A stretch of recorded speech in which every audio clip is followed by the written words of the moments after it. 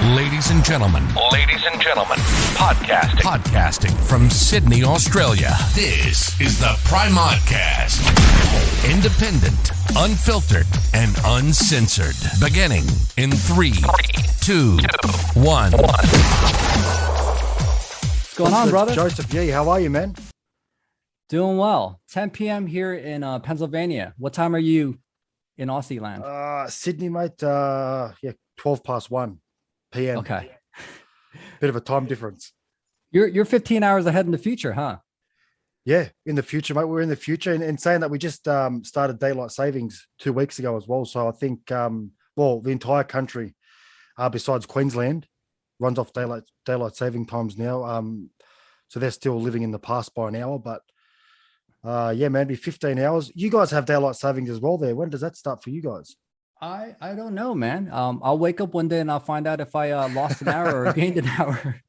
It's nice. It's nice when you go to the transition where you change over 2 or 3 o'clock in the morning, so you gain an extra hour's sleep. Yeah, that'd be nice. Oh, mate, it's great. But Chris, super honored to meet you, man. We got connected through our mutual brother. I am Joel Brown, and he's someone who I looked up to for a very long time and still do. So very honored to connect with you and your audience here. Man, it's an honor to have you on here, mate. I've watched your content now for a while, and I love the twist you put on it. You're obviously a super smart guy, but you still got that, fuck it side to you, where you just say what you feel, and mate, every time I see you, you're happy. You don't take shit too seriously. You know what's crazy is that some people think that I'm a comedian, and I'm not even trying to be funny, man. The content that the world is providing for us is so ridiculous that it just comes out the way it does, and people find it interesting and humorous at times. So I'm just grateful to have an audience. Mate, we need that, and that's why you'll get an audience, because I think everyone's getting over the old doom and gloom every time they turn the TV on or turn the radio on, or it's disastrous. You think, man? I mean, you know what's interesting, Chris, is that I do a lot of interviews, right? But I'm the guy on the other side, like in the position that you're in, asking the questions and stuff. So I rarely do interviews, but I have a big place in my heart for the people in Australia. And so when I was presented this opportunity to speak to you and to your audience, I was like, absolutely, man, let's do this. Yeah, it's man, interesting, it's man. good. It's nice to have you on. Honestly, it's good to get your perspective. And mate, we can't get any health professionals in this country, mate. I've tried. They're very reluctant due to what's going on with them at the moment. They've been silenced by the health regulation board here. So they can't think or speak independently, it seems. So it's very hard for me to get a guest on from Australia, man. Even in Sydney, because I know Melbourne and Victoria is where all the crazy stuff is happening with Dan Andrews and that wow. It's all over, man. It's all over. I mean, it's rolling out. So it is. It's almost like a rollout of craziness. So we've got Sydney. I'm in Sydney here. We've been in lockdown for 4 months. Yeah. And when I mean lockdown, I mean a tough lockdown. Like kilometers. You can't leave your local area. If you got this has sort of come to an end a few days ago with their so-called Freedom Day for the vaccinated residents. So obviously, me being unvaccinated, mate, I'm still locked up inside my home. But man, like they had all sorts of crazy shit. They had, if you had a partner who lived outside of a 5 kilometer radius, you couldn't even visit them during lockdown. Right. It's been crazy, man. I mean, what about your immediate surroundings, like your neighbors? Are they going along with this? Are they questioning this? Your immediate surroundings, mate. I think everyone questions it. It's very rare I've spoken to somebody who goes along with it and goes, yeah, they're doing it for our health and our safety. It's very rare you come across those people, in my experience anyway. And if you do, they're generally sort of older, 60 plus. But man, people my age, I don't think there'd be many people around that would. You know what's interesting, man? I have a buddy, this guy Bobby, and he's on TikTok as Take Naps, right? Yep. And he talks about the same thing. He's speaking up on human rights and freedom and all this stuff. But on TikTok, he made a couple videos about the stuff that's going on in Australia, right? And the same video he posted on Instagram. On Instagram, he's getting tons of people saying, "We love you, Bobby. Thank you for speaking up for us." That's on Instagram. But on TikTok, we got a completely different crowd where people are saying, "You don't know what you're talking about. You're making things worse for us here in Australia." And he actually got a couple of his posts deleted and flagged because so many people reported him. So it's like a completely different crowd. But he was saying that most of the people on TikTok going ham on him for speaking up for the people of Australia are these teenagers. Yes. So I'm actually surprised to hear that from your perspective, that it's more the older people. That I speak to. In saying that, I don't speak to teenagers. Look, I don't go around getting an opinion of a teenager at this stage. But I mean, when I do cop abuse, I cop abuse quite often, daily, many times a day, from people, and a lot of the time it is that comes from teenagers. I have one guy yesterday go off his head on one of my comments, and I clicked on his profile. He's 14. I'm like, dude, you know nothing. Well, what do you know about you? You're still in school. Yeah. Relax. You haven't even gone through puberty yet. Calm down. But that's, so you've got that, the fake woke crowd that just go out and attack anybody that doesn't go along with what they believe to be the right thing. You definitely those people. And that's why I have a TikTok as well, but I turn my comments off. I don't like turning comments off on social media because that I stand for freedom of speech, and everyone has the right to an opinion. But on TikTok, man, it's very rare you come across a well thought out comment. It's just abuse or some ridiculous claim. So yeah, man, for TikTok, for that is terrible. Yeah. I mean, I'm laughing because it's TikTok, man. I mean, there are adults on TikTok for sure. I remember when my daughter first introduced me to TikTok a couple years ago, it was just these little kids dancing, and now, but there are a lot of like adults on TikTok too. And it's a very efficient way to get information across naturally too. I mean, one of your posts could go, could have 2-3 million views, I've never gotten anything that, that close on Instagram, but I see why people enjoy TikTok. I used to think that it was just a bunch of kids on TikTok, but it's a different psychology that's on TikTok. So people just prefer that method better. I had a big video on TikTok that got me in quite a bit of trouble recently. I put a video up in, I think it was March. I was just, man, you know what? I've got a family member who's a police officer, and I chucked, it was like the green screen where you can pop a photo up. Yeah. It was like that. So I popped that photo up of me wearing his shirt just for about 3 seconds. And then I went onto the video and I said, I'm a senior constable in the New South Wales Police. This is how you get out of any speeding fine. And it was a bullshit old law that was outdated years and years and years and years ago. And I thought anybody that was watching could clearly tell that I was taking the piss. I wasn't being serious. It was clearly a joke. I even made comments in the comment section saying that I can't believe how many of you actually think I'm being serious. And anyway, so that went on, man, it blew up out of control. 1.5 million views in like 2 or 3 days. Damn, kid. Yeah, man. And it was, and then a few weeks later, I got a knock on the door from the police. And Shut up, man. Are you serious? Yeah, man. And then the first conversation I had with them, they were saying that they're more concerned about where I got the police shirt from. I could have broken into someone's house, or they didn't know how I got it. I explained the situation and they were fine. They told me to remove. They said you should remove it, but you haven't broken a law, so don't. I can't make you, but it's probably a good idea, because over 300 people reported me to Crime Stoppers. Believe it or not. My goodness. Yeah. So then a few days later, I was called into the police station and put under arrest for the exact same thing I was told not to worry about, and charged with impersonating a police officer. Brother, let's have a conversation about this. So what's interesting, so if I could just share with you and your audience a little bit about why I have a special place in my heart for Australians, is that I grew up listening to Kylie Minogue. Okay, so we all love Kylie. Yep. But I'm a big tennis guy, so I watched Wimbledon, Australian Open, US Open, French Open, so on. Those are the big tournaments. Yep. Now the Australian Open is the only tournament where like the time zone is like completely off, where I got to wake up 3-4 o'clock in the morning to watch like Agassi versus Leighton Hewitt. So I remember as a kid, my brother would wake me up, he'd make me a snack, and early morning we would be watching the Australian Open together. So it was like this very fond memory, And I think I've always appreciated the accent of the Australians. I feel like everyone's good looking in your country except for was it Dan Andrews? Like he's the only ugly guy that I could think about. Everyone's good looking in Australia, bro.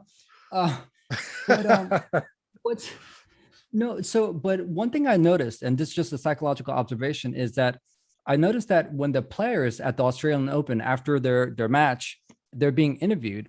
I noticed that the crowd's like very laid back, very relaxed. Like I noticed that like Federer, Nadal, like all these guys are just joking around with the audience. So I've always felt like the people's energy were very like laxed, laid back, very friendly. That's the impression that I got. So then about a year and a half ago, Chef Pete Evans saw one of my videos and he asked me to come on the show, right? Yeah. And I made a comment like, oh, hey, you know, honored to be on your show. Nice to meet you. And man, like the people in Australia are super friendly. I made a comment like that. And I remember Pete just like paused and looked at me. And after the podcast interview was over, I didn't realize that he was being hit on like big time, major hit pieces on him for the stuff that he was speaking up on early on. Yeah. And it was very confusing for me, man, because I'm like, wait a second. I thought Australians were like nice and calm and peaceful. And I know you guys are tough, but I didn't realize that there was this crazy amounts of, for lack of better word, brainwashing on the people, because Pete Evans is speaking truth. I mean, I could back that up medically and scientifically. Yeah. So it was very shocking for me, brother, that was the perception of the mass at the time. Yeah. Pete Evans is a good guy. I'm a part of his Telegram group. I'd love to chat to him.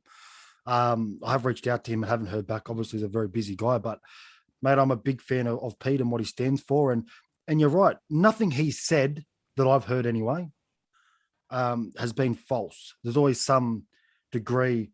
Largely, it's the truth. And what I've noticed, a lot of things that he was saying years ago, where he was called what do they call them? Conspiracy theorists and all the other names they come up with to label people nowadays. A lot of the shit that he was saying years ago is now coming true. For example, chemicals in sunscreen are causing cancer. Right. That's been widely spoken about in the last sort of 6 months. And there have been quite a few products that have been pulled from supermarket shelves because they got carcinogenics in them or chemicals that turn carcinogenic and cause cancer. So what he's saying is he's not the guy's speaking the truth. He's just far ahead of everybody else in terms of the shit that he's calling out before it gets put out to the mass. Tell me about it, man. And speaking of TikTok, like I made a post about how vaccines take about 5 to 15 years to produce from start to finish. And does it make sense that they're making this in like 8 months? And I got deleted for that, man. I got deleted at 500,000, bro. On your whole account? Yes, man. Oh man, it was fucked up. And then now I see all these people coming out and using the vaccine word and saying whatever they want to say about it. But I just thought, I felt like kind of like to some small degree like Pete, like, wait a second, everything that he said is legit. And I stated a fact. You know, it takes about 5 to 15 years to make one of these things. Yeah, and that's a fact. And I'd like to know where these social media companies, and not just TikTok, because all of them are doing it at the moment. I'd love to know where they go for their advice. Like, how do they know what you're saying is considered misinformation? Who's telling them? Who do they?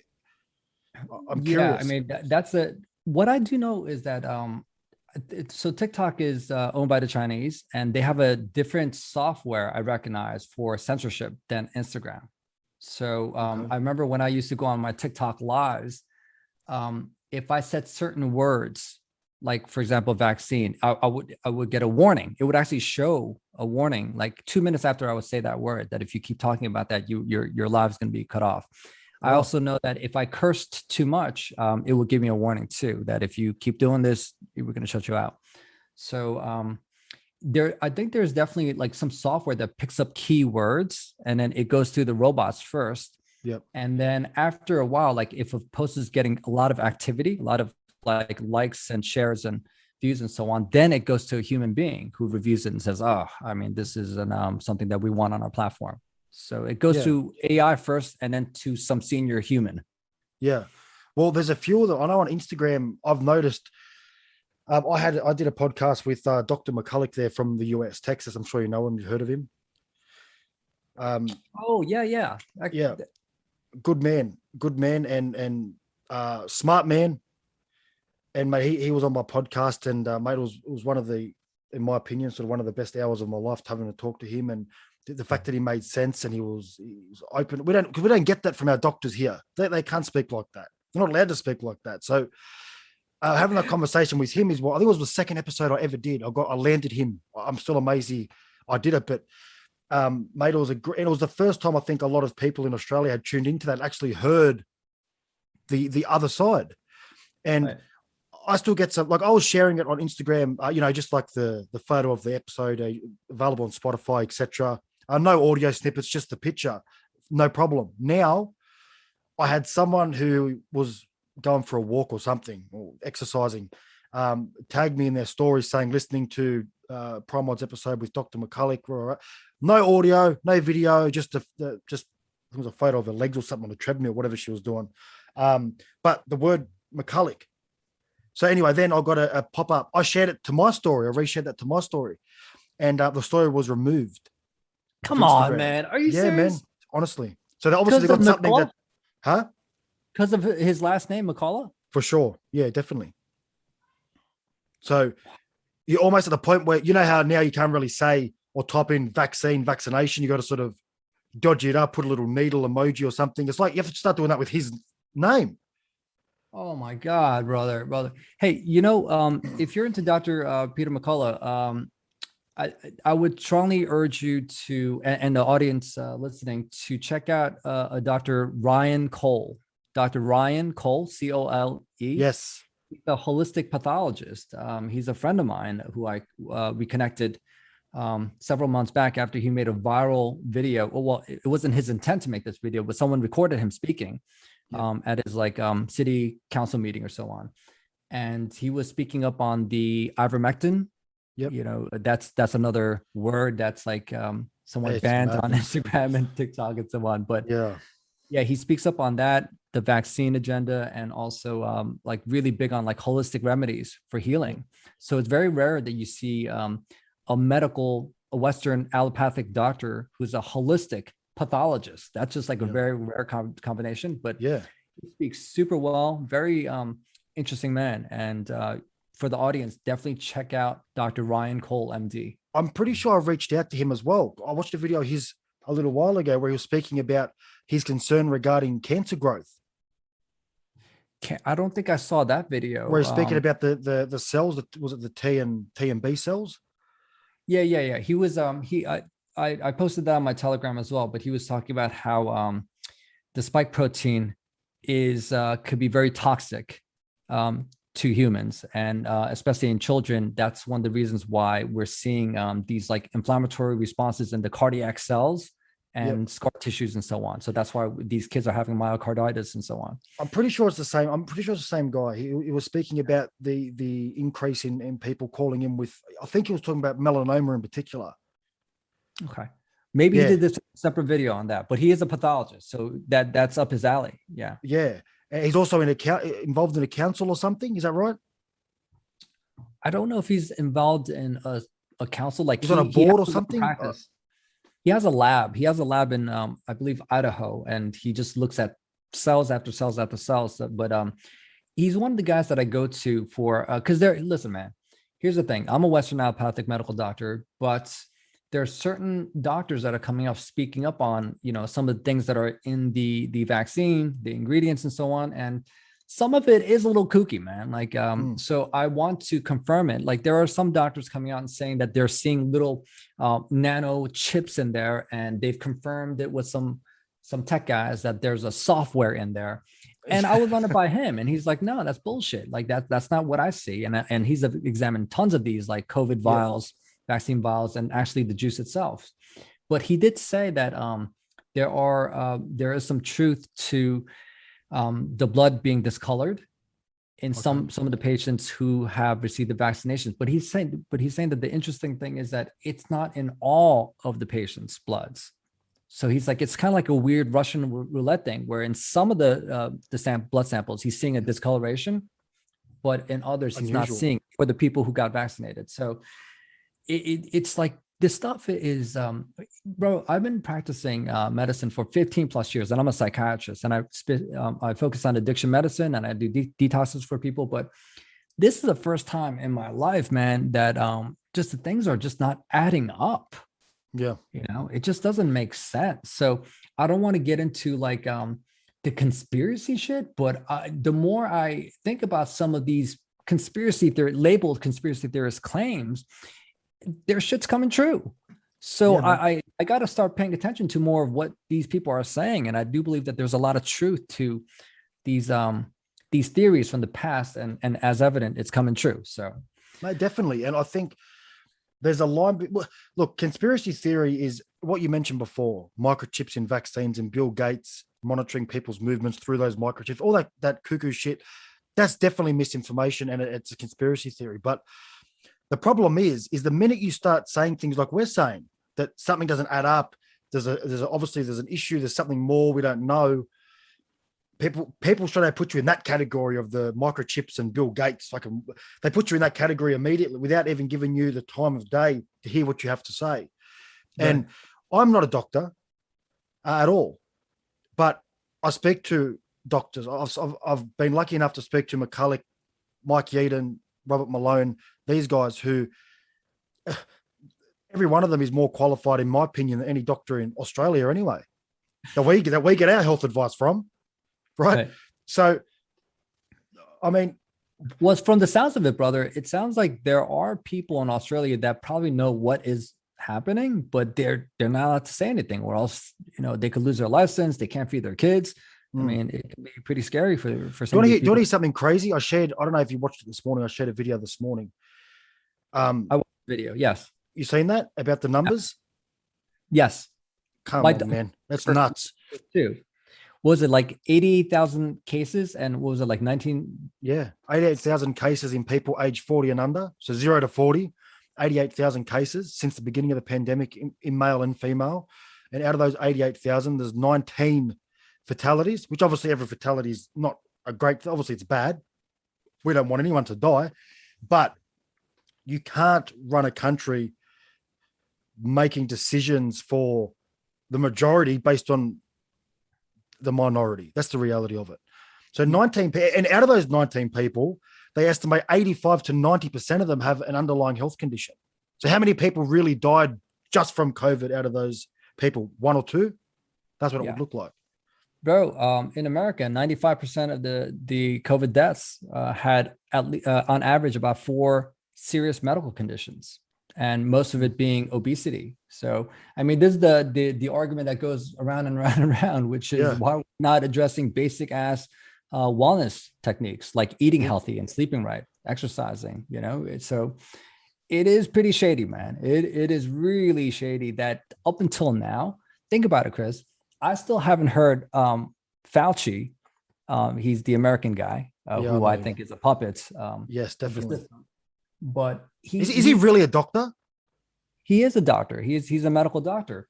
But the thing is, if I was in his position of power, I would be advising every doctor in our country to be checking people's vitamin D levels. Get that up above 40 to 50. In your blood. So vitamin D is like essential for like 200-300 things happening in your body. But primarily, what's important for us is for it to enhance and empower our immune system. I mean, that's basic ass shit, Chris. Yeah, it's basic, and he hasn't really made that recommendation yet. And the only thing that he's recommending is wear a mask and get the vaccine and stay away from your loved ones and close down your businesses and wash your hands. It's just not making sense anymore. At some point, you would have thought that he would have mentioned something about wellness. Come on, man. Yeah. Well, that's the thing. A lot of doctors nowadays, I can't speak on behalf of the US, but I'm sure you can elaborate a bit more on that. But in Australia, anyway, it's very rare you go to a doctor with a problem and they look into what's causing that problem. So it's like that in the US too, brother. Yeah, it's just here, take this drug, here, take that drug. We've had an issue now. It's definitely not as bad as the US with opioids. Mate, it's to the point now where in Australia you can't. So we used to have low dose codeine products that would low dose. I think it was no more than 12.5 milligrams or 15 milligrams per tablet. So low dose codeine products. They were banned a few years ago. All codeine products prescription only, which is a good thing in but it's also a shit thing for someone who's not an addict and just has a really bad headache and they just want to, oh, now they've got to go to the doctor, get prescription. So, and that problem's created by doctors over prescribing medications. Yeah. And I know you guys copped it really bad with what we know as endone. I think over there, Oxycontin. Oxycodone. Yeah. Wait, you're telling me that codeine was legal? You could buy that over the counter in Australia up until recently? Yeah, but not straight codeine. It was mixed with paracetamol or ibuprofen. Not straight codeine. It was mixed like a combination. Nurofen Plus. Probably don't even know what that is over there. Have you heard of that? What was the last one? Nurofen Plus. Nurofen Plus. No, I haven't heard of that one. So yeah, it's so you have, I think, what's your one? Thianol or something, which is the paracetamol? Oh, fentanyl. Yeah, fentanyl is the synthetic opioid that a lot of people are ODing on because they sprinkle that on people's opioids, their heroin, and so on. So that's starting up here now as well. Jesus Christ, man. Yeah. I mean, what's sad is that if you really think about it, man, a human being uses a drug or an alcohol for a reason, and it's usually to feel better or to alleviate pain or to enhance performance. So that's why I have these like construction guys coming in all the time. These union construction workers, they work their asses off, and they usually have some sort of a pain situation. So they get prescribed an opioid by their doctors. It alleviates their pain. The opioid actually makes you feel better emotionally too. Yeah. And also for people who have like anxiety, I know like a lot of like waitresses, they'll take an opioid because it helps calm them down, alleviates their pain, their anxiety. So it allows them to enhance their performance at work, be more friendly and more social. So there's always a reason why people use a drug or an alcohol, but especially now with all this shit going on, bro, everyone's stressed out, and opioid is a very quick fix to alleviate pain, stress, discomfort, you know? So I'm seeing not only a drastic rise in opioid relapses, but alcohol, brother, that everyone's drinking nowadays. And it was just so crazy how during our lockdown, the essential business was, were these liquor stores that were open. So same here, exactly the same thing. Yeah. So it's interesting how even after, almost 2 years of this shit, people aren't able to see this when it's right in front of our faces. Yeah. And that's what it's starting to, you know what? It's the point where it starts pissing me off. Ignorance, the people's ignorance. And I don't even think it's ignorance anymore. I think a lot of people are waking up, but they're too afraid maybe to come out and say, oh, listen, we were played, we were tricked. And because for some reason it started like some weird division in society where you were either completely for the vaccine and the government's narrative or you were against it. It was one or the other. That's the way they've made the situation, which is typical of governments anyway. Yeah. But it's become like you're either on team vax or team anti-vax. And it's like one can't jump to the other without, do you know what I mean? Like it's sort of that mentality. What happened to team pro-choice? I mean, bro, 90+% of the people in my surroundings, including my coworkers, my family, and so on, are vaccinated, Yeah. And so my thing is, all right, you guys do whatever you need to do. But in my opinion, if you're under 70 years of age, you have a greater than 99% chance of recovering from this thing. So for people, especially the kids, the young guns, they have a very powerful immune system. Their recovery rate's like even greater. So I believe that most people got exposed to COVID at some point over the past year and a half, 2 years. And some people were asymptomatic and so on, and they already have an immune response to it. And all these studies coming out saying that natural immunity is almost 13.06 times more powerful than vaccinated immunity. So that was the biggest study on vaccines versus natural immunity that came out from Israel, because Israel's leading the charge as far as the number of people vaccinated and stuff, or the percentage. Yeah. And this study came out a couple of weeks ago, and it was so powerful that Rochelle Walensky of the CDC had to make a public statement about it and acknowledging that those who were vaccinated earlier on this year, they have a 13.06 greater likelihood of developing a severe illness from the Delta variant, as opposed to people who are naturally recovered and have natural immunity to this. She had to make a public statement, man. Interestingly, brother, I don't know if you heard about that study. It's not blasting all over the news here. They No, want to not over suppress here. that. I've heard of it. It's only because we're active, I think, in that space where we hear these things. But the average person's not going to hear that. No way. And even if you show them that data, they don't want to hear it. Brother, here's the thing. I think it's important for the audience to know this, but at this point, there are 3 reasons why people aren't getting it, are not waking up. Okay. One is that a lot of people, some people just don't have the cognitive capacity to process what's really happening right now. They just don't have the brain power to really process this. Okay. So that's one reason. 2 is you hit the nail on the head. They're afraid. Some people are just afraid to face the reality of the situation. It's just easier to say, okay, I don't want to dig into any more of this stuff. This is too scary. Let me just go along with these guys and hopefully everything will work itself out. But 3 is starting from 2021. This is my observation. Some people just don't give a shit. They just don't give a shit. They would prefer to watch the next milk crate challenge or some stupid ass trend on TikTok. And that's their thing. And they just don't care. And it's like, hey, look, are you aware that there's all this like oppression and all this tyranny happening in Victoria, Melbourne, Australia?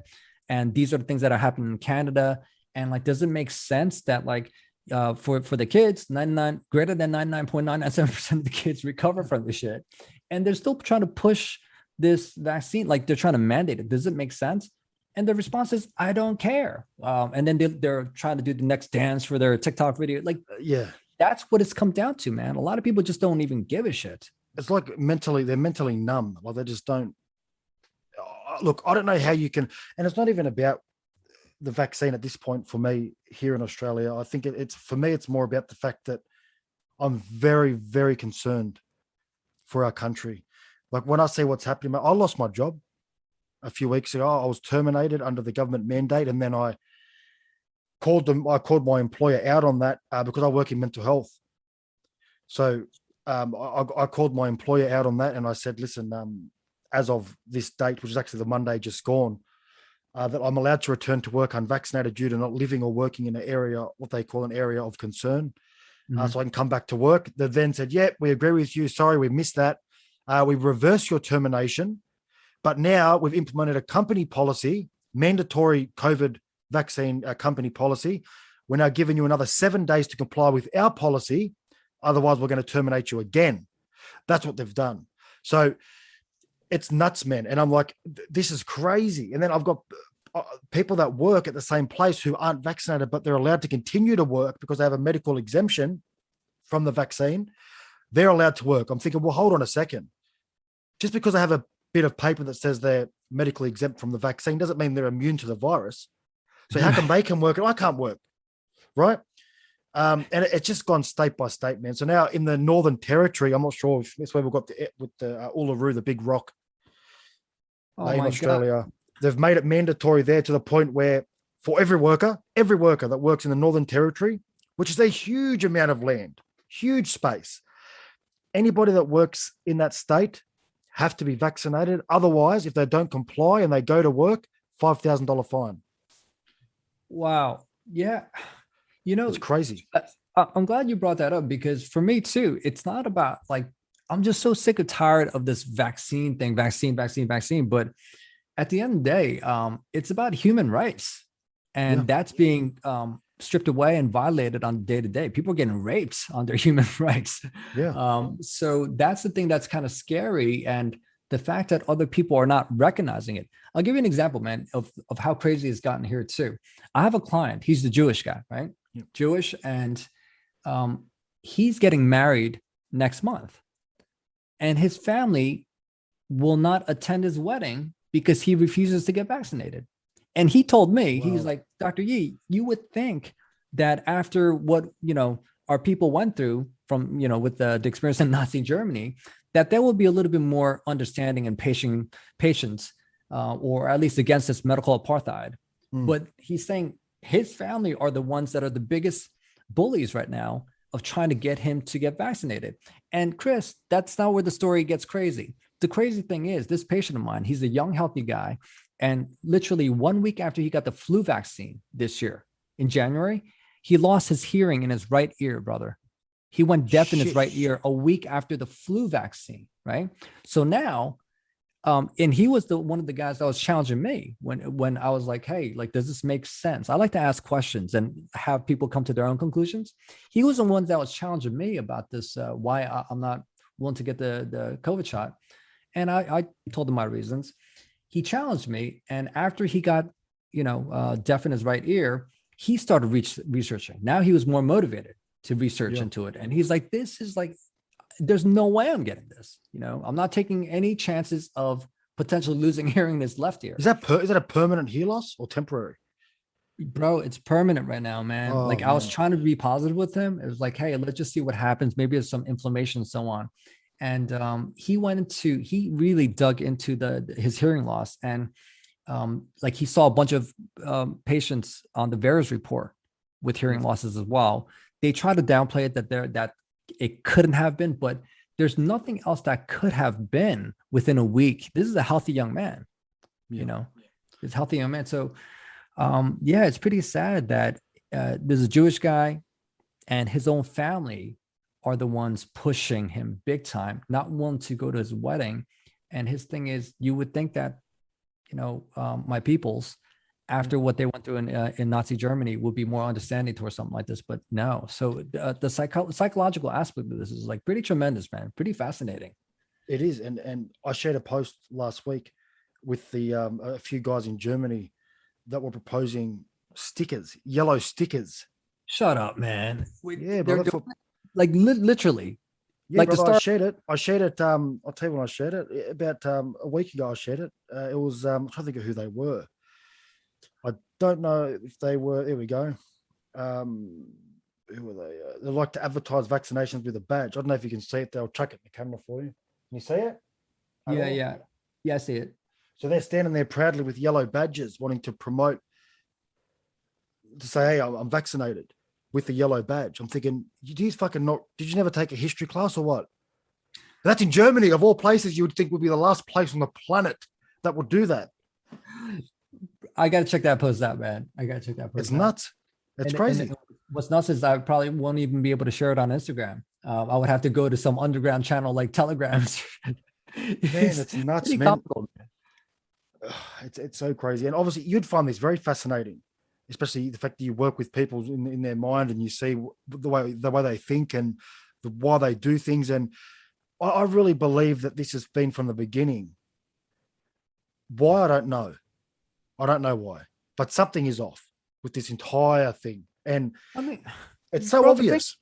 Brother, think about it, man. So there are people who are saying there are certain things in this vaccine that could kill you and whatever. So I try not to pay attention to those kind of things, right? But from a psychological perspective, just check this out. Let's just say that you, and for the audience, please just like try to visualize this. Let's just say you came over to my house, okay? And you drove 2 hours to get to my place. And, hey, nice to meet you, Joe. And can I use your bathroom? I said, sure. But here, before you go to the bathroom, I poured you a glass of orange juice and I'd like for you to drink this. And you say, hey, I'm not thirsty, mate. I just want to use your bathroom. I said, no, wait, hold up. Just drink this orange juice. And you're like, I'm okay. And I said, okay, how about if I offer you free McDonald's, donuts, football tickets, a Visa gift card? Drink this. You might start getting a little bit suspicious as to why I'm so eager to have you drink this juice. Yeah. And then you say no. And then I go on to, okay, how about this? If you drink this, I will pay for your lap dances at the strip joints. I will expunge your criminal records. Bro, they're expunging criminal records in certain states here in the United States now.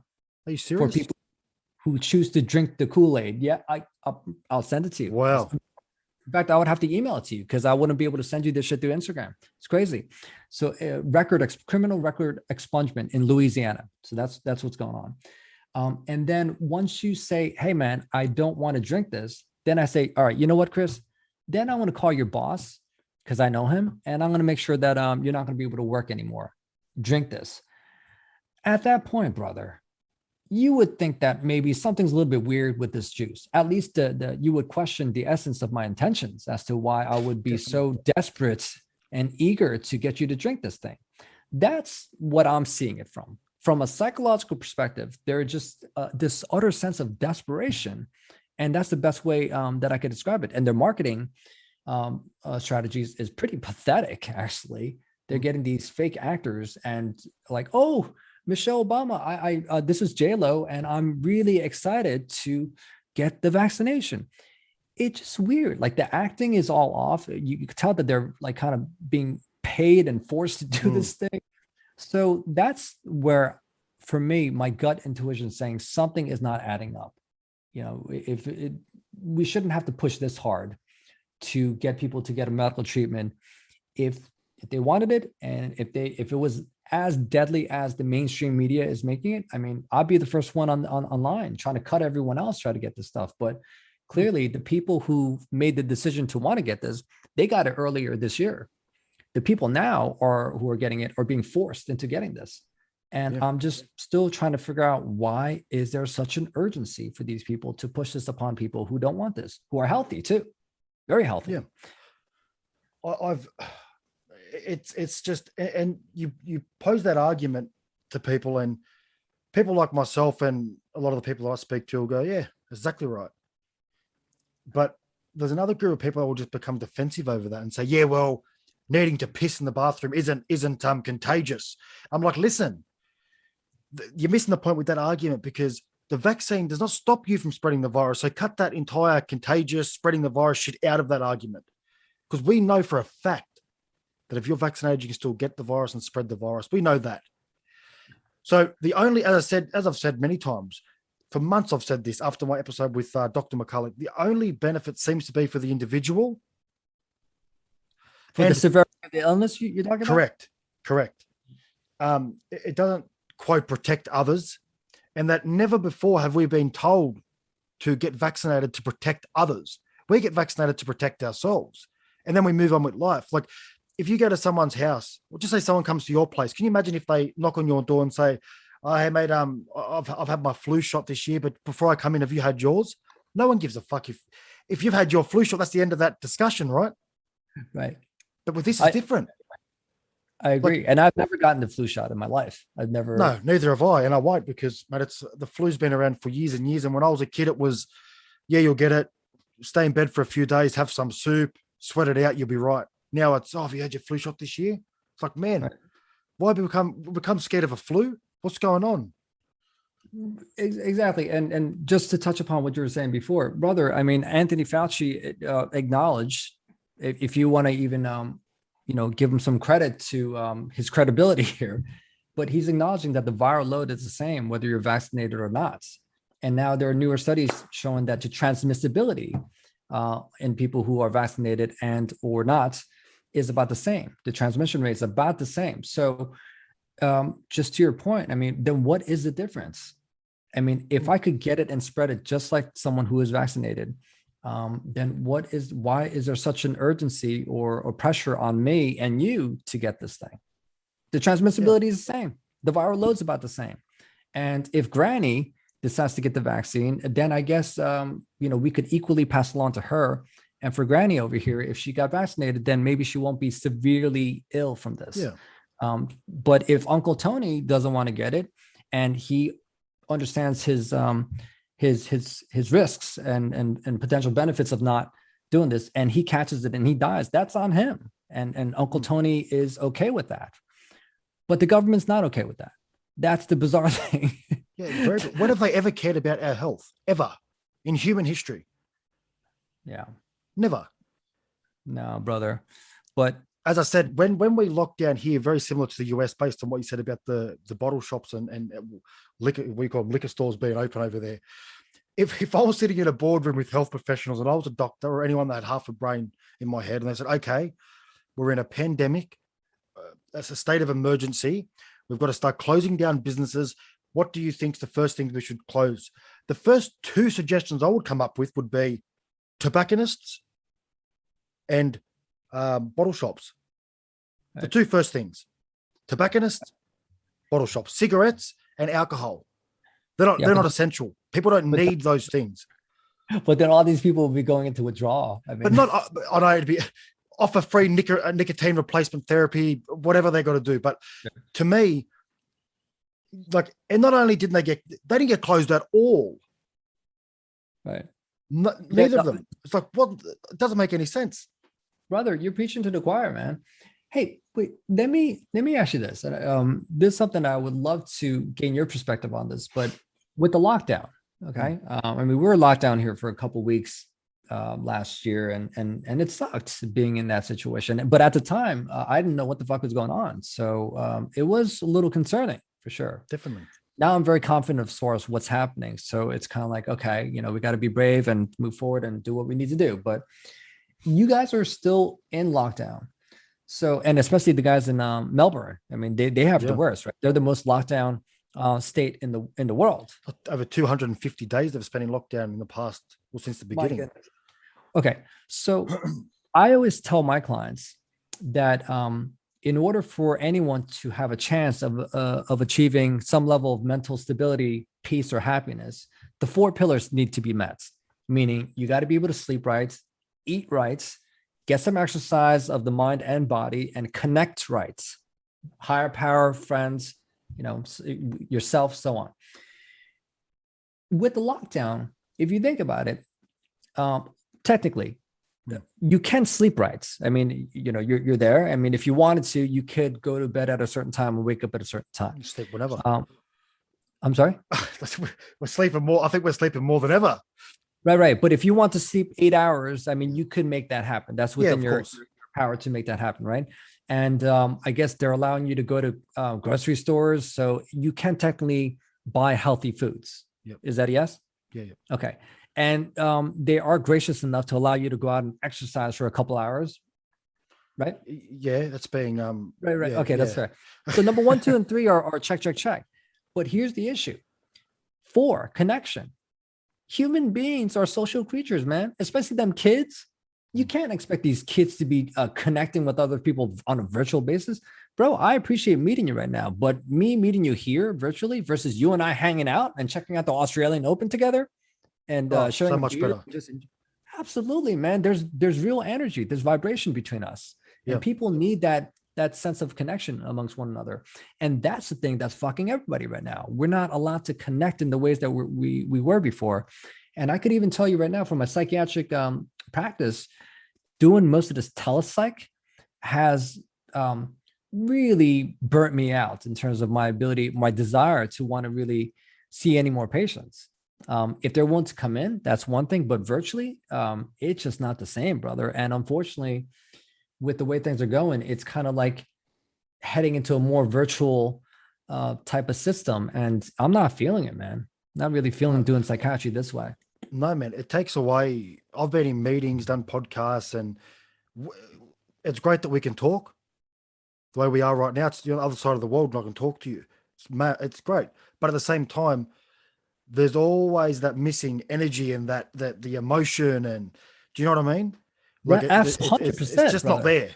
So definitely. And that's how a lot of people are working at the moment. The ones that are working from home are working over the laptop and Zoom meetings and all the rest of it. No, man, it's not, grandparents seeing their grandkids via Facebook video and FaceTime. It's not the same, man. And I've said this in a few of my episodes before, so people listening may have heard this, but it's a very, very valid point, is that if you put someone in a jail full of murderers and rapists and the worst of the worst, right? The worst thing you can do to that human being in there is remove them from those people and put them in solitary confinement. That's the worst thing you can do for them. Right. And that just shows you how much we need to connect with others in order to stay sane. Right. They go insane in there, man. And brother, just think about your current situation. I mean, you rely on your job to generate revenue so you could buy food and pay your bills and put a roof over your head. And they're threatening your very basic psychological need, which is security. Everyone at the primal base of our psychological needs, we need security. And so when our security is being threatened, it's not a comfortable situation. And you're living, well, you and I are both living in a situation where mentally we see things a certain way. And physically, we find ourselves living in a very strange situation that's very different from the way we want in the world. So there's this like constant dissonance, this disagreement with the way we're living and the way we're thinking. So something has to change. You and I and the people here are going to have to like mentally accept this shit, or physically. I mean, I'm not saying by force or anything, but we're going to have to take action and do something to change the system. Yeah. And that's the issue that we've got, is that we're Australia now, and this doesn't just apply to Australia, it applies to every democracy in the world. In order for a democracy to run properly, you need the government to be scared of the people, right? At the moment in Australia, I don't know about around the world, but here at the moment, the people are scared of the government. That's never worked out well. And like, to give you an idea of how crazy it is at the moment, that if you're fully vaccinated right now, you can go up to the shop, you can go clothes shopping, you can go to the movies, you can go to the gym, you can go back to the gym. Gyms are being closed too. So people can go back to the gym, etc. I can't, because I'm not vaccinated. So they've literally 6 weeks. And I bet you there are people who don't look nearly as good as you, nearly as fit as you, but they're deemed healthy in society, versus someone like you who, you know, you're a good looking brother, you look super fit, look like you take care of yourself, and you are the dangerous one. You're the one that could potentially kill Granny here. Mate, thanks for the compliment, mate. It made my day, to be honest. But mate, you know, you're exactly right. It's like you could walk up to a storefront, right? Coughing like on your deathbed, snot dripping out of your fucking nose, and coughing up a storm, and just look like you're about to die. Temperature 40 plus degrees Celsius, not Fahrenheit. That'd be quite cold in Fahrenheit. 40 plus degrees Celsius, and show your little vaccine fucking tick, and they'll let you in the store. I walk up there, protein shake in hand, smile on my face, healthy. Hey, how you going? Can I come in? Where's your I'm unvaccinated. Sorry, you're a danger. You can't come in. What the fuck? What do you mean? It's madness, man. And what's frustrating you is that this is so obvious, so plain and obvious to you. And the fact that the people got to know what's up, man. People can't be this blinded to basic ass truths. But I think you hit the nail on the head before. Like, most people are just afraid to say anything. But I wish I had this article, man. I can't find this anymore. I feel like Google like suppresses certain information from being out there. 100%. But I saw an article during the beginning of this whole situation, and I refuse to address it as a pandemic. So I usually call it a pandemic or this global situation. But last year, I saw an article saying that for every person in a position of power, there's about 5,000 normal citizens. So if you think about I don't know how big a football stadium is, but for tennis, let's go with tennis. Yeah. The U.S. Open tennis stadium seats about 20,000 people. Okay, so one side of the U.S. Open stadium is about 5,000 people, and you could imagine someone like Nick Kyrgios barking orders at 5,000 people, man, and it's like the 5,000 people are submitting to that shit. Now, of the 5,000 people, I would imagine that a certain percentage of them are willing to do what Nick Kyrgios asked them to do, but the vast majority are like, no, fuck that shit, but they're scared. And then there's a smaller percentage of them that are willing to speak up. But we are the majority in terms of the number of people who really think the way we do. We are the majority. But like you were saying, a lot of people are afraid to say anything. Well, they're afraid to say anything. They're afraid to even the amount of people that are getting arrested over incitement at the moment in this country is like the new current thing where they're just, if you so much as say anything regarding a protest, if you say, we need to protest on the streets at this spot one day, if you say that, they wait, they listen, they wait. The minute you say that, you're getting charged with incitement. A guy who arranged the Sydney protest, he's now in jail for incitement inciting the Sydney protest. All he done was plan or organize. I don't know what level of involvement he had, or I don't want to speak too much on that, because hopefully he I don't know, it's 8 months. I think he got 8 months in jail for that, for incitement. And it's like, first of all, we live in a democracy. A protest is one of the basic rights of a democracy, the right to protest. And secondly, They're protesting outdoors. This virus does not transmit well, if anything, a very minimal amount of transmission outdoors. There's no super spreader event like they like to refer to it as. It's not a super spreader event at all. So this guy's currently sitting in jail. There was a girl in Melbourne. I think she's out now, thankfully. She is a part of I think it was originally like a page of a website or something, Reignite Democracy Australia. Has slowly morphed into a bit of a political party. And they're actually got an application, I believe, in front of the parliament at the moment to be registered as a political party. She was charged with incitement, and her bail condition was she had to remove her social media accounts and posts, and that's a bail condition. If you want to get out of jail or out of you need to remove your content. And God love her. Oh, sorry, remove your content. I think it was something like don't speak out against the government's health advice, something along those lines. In a democracy, in a free country. And then she, God love her, she said she didn't sign off on the bail conditions. She refused, and she ended up going to jail instead of getting bail, because she said, the minute I signed that, I've just signed away democracy in this country. That's how bad it's got, man. Chris, what about for you and your social media account, your TikTok account, your podcasts here with the things that you're saying? I mean, everything, we're just having a conversation, but I mean, are you concerned that there are certain authorities listening on this and, knocking on your door again, saying, hey man, why are you talking to this doctor and spreading misinformation or disinformation? Yeah. Are you concerned at all that these kind of things might happen? Well, I spoke to you earlier about for the TikTok video I got arrested for. And to finish that story very quickly, that was the magistrate dropped that, and I'm on a good behavior bond, and there was no conviction recorded. So thankfully it didn't affect my criminal record. But mate, I had the police knock on my door after that. And I asked what he was doing here, as you would. The police knocked on your door. What's up? He goes, oh, I just wanted to have a chat to you about your opinion on social media. That's what he said. I said, hold on, what, my opinion? He goes, yeah. I said, what's wrong with having an opinion? He was like, oh, well, nothing's wrong with it's not against the law to have an opinion.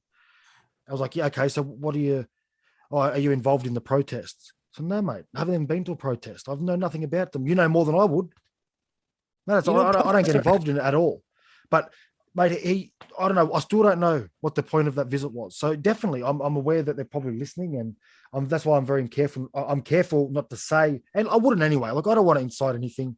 I just want people to hear the truth, and it's my right as an Australian to speak the truth, even if people consider it to be wrong. It's still my right to say that, to speak. I'm not slandering anybody. I'm not causing any trouble. I'm speaking the truth. That's it. Right. I mean, if you can't stand the game of tennis, you're allowed to speak your truth and your opinion on what you think about tennis. Okay. So people are talking about basic numbers, man. I'm not even saying that like any crazy thing about microchips and any of that stuff. Let's put all that stuff aside. I'm just talking about basic numbers of recovery rates.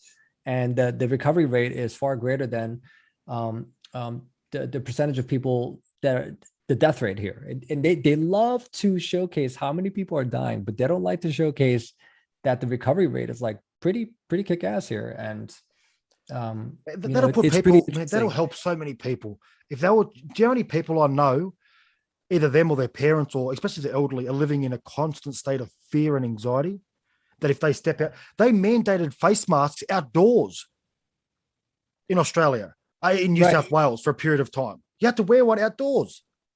So yeah, it's nuts, brother. Maybe you could get one of these masks and wear this outdoors. And this is something called Fake Mask USA. I see that on one of your videos, the Aussie one where you have to not stand up or not take your mask off to drink a beer or something. Yeah, the Australians love that one, man. Video, man, it was great. Yeah, I mean it's pretty ludicrous. But then when I show my patients or my friends and so on, and by the way, I lost a lot of friends through this whole process because they all think that I'm crazy. But no, they just don't care, or they would say whatever's happened in Australia cannot possibly happen here. And I guess a small percentage of me, this is where that evil StreetMD part comes out, but a small percentage of me hopes some of this crazy ass shit happens here so that I could say, I told you, motherfuckers. I told you. I've been warning you for the past 2 years that all this weird shit's going to happen. The way I see it, Chris, Australia is giving us a free glimpse of what could possibly happen here in the U.S. And look, I love you guys and all, but I definitely don't want that shit happening here. To be honest with you, like trust me, I was talking to a buddy of mine last night, and fuck, it's about time we moved to Texas. I think this job over there made a move to Texas, and made that place. You know what? The big difference between us here and you over there is that you're armed. You have guns. We don't. They took our guns away in '96, so we're essentially just sitting ducks. What can we do? We've got nothing. Whereas you guys, they've got to be very careful if they start to shit on you over there, because people will retaliate. And I know the way that Americans love their freedom and their country and their rights, and there's no way they're going to go down without a fight. It's not going to happen. Yeah. I mean, no matter how kind and peaceful you are, everyone has their boiling points, and I feel like unfortunately, people are going to have to get to a point here, and maybe over there in Australia too, where it gets so bad to the point that we have to make some sort of a change. There's a saying that people make changes through either inspiration or desperation, but I'm a big fan of people change when they have to. And I noticed that with a lot of my drug and alcohol recovery guys, they all talk the good talk about how they don't want to be dependent on X, Y, and Z, 1, 2, and 3. But, when I try to inspire them to move forward with the discomfort of detox, most of them quit, and then when it gets to the point where they have no other options, that's when they really start making the change. So I feel like right now there are some options for some people, like, okay, I guess I could do this, that, I could just get the vaccine and just keep working. But once they keep stripping away basic human rights, hopefully it will get painful enough where they wake up and they say, okay, you know what? I have to change at this point. I have to do something about this at this point. We're not quite there yet. So that's why, whenever Biden makes certain mandates and things of that nature, like, I get a little bit excited. Like, it's like, okay, I feel like more people are going to snap out of this hypnosis and possibly take some action. That's what it's like. It's like a mass hypnosis here. I don't know. We are a very laid back nation of people. We tend not to worry about too much, like, it is what it is, sort of. That's the attitude. And that's a part of a great part of being Australian and living here, is that we're so laid back. But I think to a certain extent, that's been our downfall in this case, where we're too laid back. We trust the government too much. We believe the mainstream media too much. But again, that's still crazy, because if you would have spoken to anybody prior to this pandemic, or I call it testemic, you have people, if you ask them, do you believe what you see on the TV? No, they're always bullshit. They just want ratings and they don't care. And if you said, oh, who are you going to vote for at election time? Oh, they're all liars anyway. But we know this about them. We know that those two main sources, they believe them on this shit right now. They believe them on this. Yeah, it's like they take it like gospel. Wow, man, that's what I mean. It's nuts. Like, so brother, with your current situation, I mean, it sounds like you have another week to decide on this. I decided a long time ago. My opinion, my stance won't change on that. And I've already made that clear in the email. Pardon?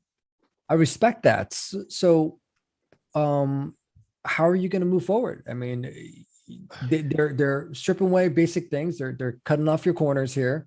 What's your game plan, if I may ask you? Mate, to be honest, I've been so busy, man. I probably need a few days off, to be honest, and just relax and I've been nonstop for months, and think it through. But you know what? I made that decision before I thought of a plan, and the reason was, it's very simple for me, is that's my stance on the matter. That's my opinion, and I can't surrender to that. Even if I said money, someone could offer me $10,000 and I won't do it. Because I don't want to, and that's all I have as a man. If you haven't got character, you've got nothing. That's one thing I don't want to lose. So something will come along, and hopefully, I love my job. I sort of work in mental health. I work with clients that have been in sort of long-term mental health units, severe schizophrenia and conditions like that, and I work with them. It's a very rewarding job, very fulfilling job, and I love it.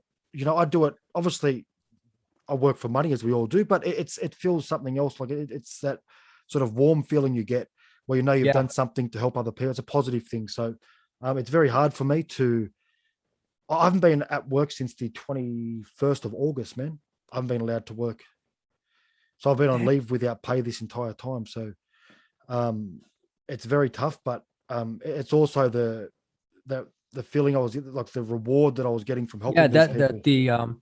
It's like that fulfillment, right? I mean, growing up, I was someone chasing money. I thought that if I made enough money, it would solve all my problems. And then once I was able to get to a point where I could pay off my debts and like eat good food and shit and travel here and there, I realized like, hey, it's like it was really no different in the way I felt. I didn't feel any better. But to your point, when you're do something nice for someone else, like especially in the position that you're in, you're helping out someone with like these mental conditions, and their family thanks you, or that the patient themselves says, hey, you know, that you changed my life, something in that realm. That's the fulfillment, the good karma that comes back to you. And that's what I'm chasing, man. I spend so much time on content, brother. And I don't make a dime from doing any of this shit. In fact, I lose money by spending more time on social media and creating content. I should be going to work and making more money that way. But the feeling I get when people, you know, you get this all the time, like, hey, Chris, thanks so much for posting this, man. You know, I needed this today. You're really helping me out and the people here in Australia. Like, that's priceless, brother. Priceless. When people come back, that kind of energy comes back. And it's sort of like I've become like, I guess I only say this because I get told a lot, is a sort of, I'm saying the things that they want, that they're thinking and they wish they could say.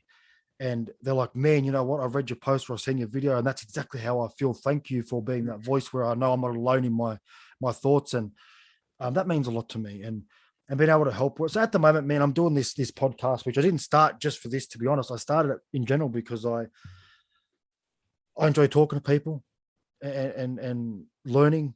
And I think I've spoken to every single one of the guests I've spoken to. I've learned something, and so I enjoy it. But again, man, it's free. I don't charge people to listen to the podcast. It's on all the mainstream platforms, and I've got the website up now, which is like a bit of a space for me where I know I can't get my shit deleted from, right? So I have that there where I have a bit of a blog. I'm in the process of hiring some writers who can contribute to the website as well. And but I have a little online store with just some funny shirts and all sorts of shit that I sell on there. So, but you know, and people can donate, but that's really just helping me to cover the costs of running all this shit. Like, it's not like I'm becoming a millionaire off it. Yeah. So, and podcasts, as you know, man, it's not hard for me and you to sit here and do this. I could do it all day. It's easy, but it's the planning, the emails, but it's very straightforward. Mate, to get McCulloch on, for example, mate, it was a mission. It took me a long time to research what I'm going to talk about and what he's going to bring to the table. So I don't look like a dickhead, but I'm talking to him. So all of these things, it's time consuming. And as you know, mate, time is valuable. Time is very valuable. But I just want to survive, to be honest. I'm not looking to buy a Ferrari. I just want to survive and live without the stress of worrying about having to pay my bills. That's it. I don't want anything more than that. Brother, but the reason why I'm asking about this is the situation that you're in is, you know, so many people in Australia could relate to one, but here in the US too, I got a bunch of people, if they don't get vaccinated by the 15th, they're out of a job, man. And these are like some high profile jobs that these people that are following my account are sharing with me about. I know this one guy, I could say he works for Johnson & Johnson, and he has to get it done by, I believe, the 18th. And if he doesn't, then he's fucked, man. And he really doesn't have any other skill than working for like a pharmaceutical company. And even him, you know, he's saying, I don't want to get this. And he's done his research, and I respect his decision. And I try telling him, like, look, man, I would stop looking into all these people saying that people are just going to drop dead. Like, let's not go there. But he's saying it's still my body, my choice. I mean, that's where most of the people who listen to this, that's where they stand on this topic. But I'm concerned for him, man, because his wife's not working. He's got 2 kids. He doesn't want to work. He doesn't want to get the juice. So then what's he supposed to do? Because he can't, his skill is with like pharmaceutical, you know, sales and things of that nature. And he's not going to be able to work anywhere. So there's a lot of people, man. I get messages, and you know, sometimes I can't read them, man, because it wears on you, saying, Not that I don't want to read or I'm not interested in their story, because I am. But when you read enough of them, like, it's hard, man. It's heartbreaking to see that nurses and midwives who good, like, been doing. I had a lady the other day, 62 years old, been a nurse for 40 years, knows nothing else besides nursing. They've mandated it now in New South Wales, and she's without a job, or about to be without a job. She's 62 years old. What is she going to do?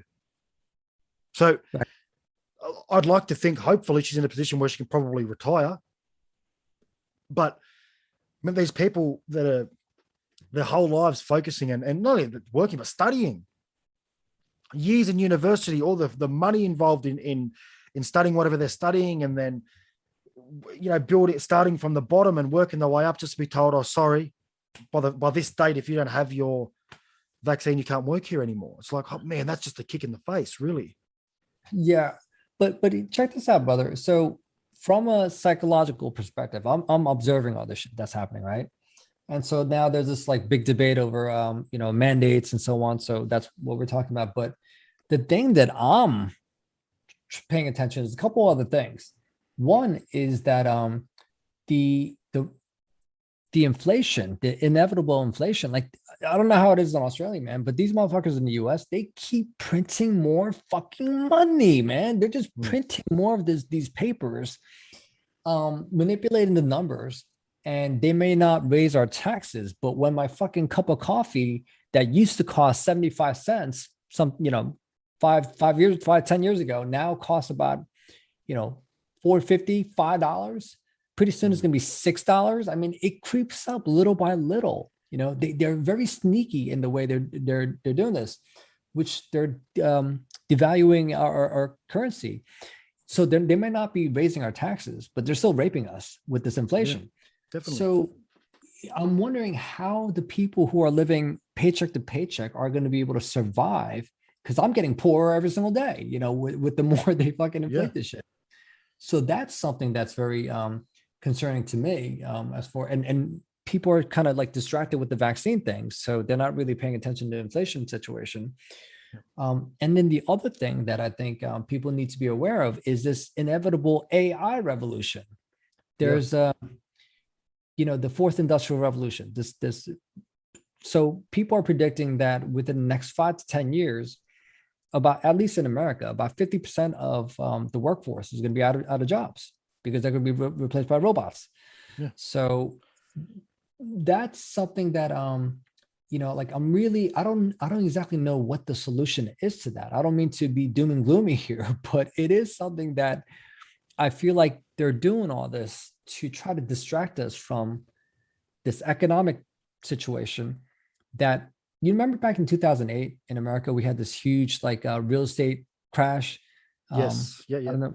Okay. So we had this huge issue, and the government had to bail out all the banks and stuff. Like, the way they bailed them out is they printed more money, and we never really recovered from that. So, part of me, and there are a lot of like brilliant people smarter than me talking about this, how this is a great way to reset their numbers being all fucking off here, So, it wasn't us that destroyed the economy. It was COVID.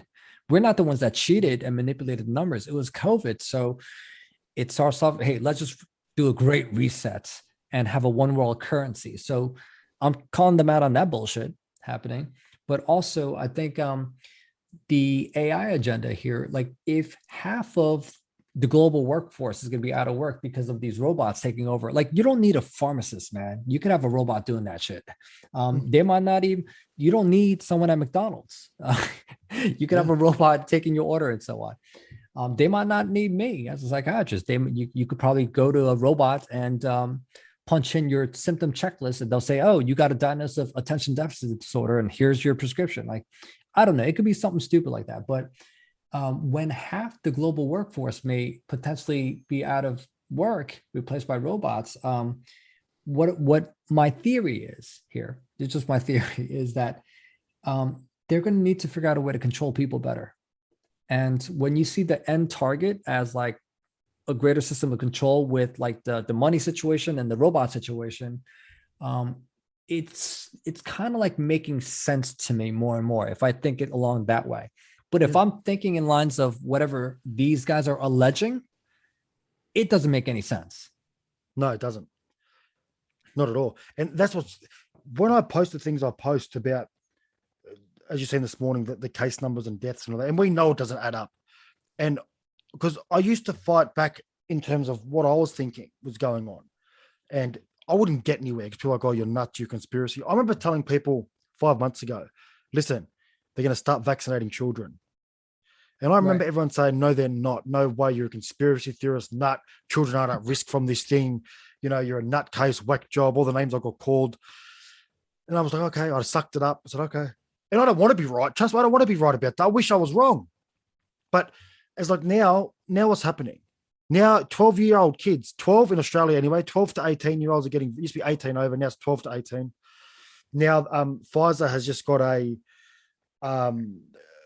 what's the term? It's not an approval. It's like a permission to advance to the next stage of their claim, like without therapeutic goods. Use authorization? Yeah, but not that part. It's like the part where they've now got permission to start speaking and putting that through, which for them would be a big step in the right direction that they're heading, where they want to head. So, as now they're going to put through 5 to 12-year-olds. 5-year-old children are getting this shit. And Moderna are trying for, not only are they going to do trials on it, they want to do the trials here in Australia, 6-month-old babies to, I think it was 9. Now, brother Chris, you got to question, what parent would want to volunteer their child for such a study? You'd have to, mate, you'd be surprised though. They want their you would be surprised, brother, how many people are out there that are just fucking nuts. Well, there's no other way to describe them.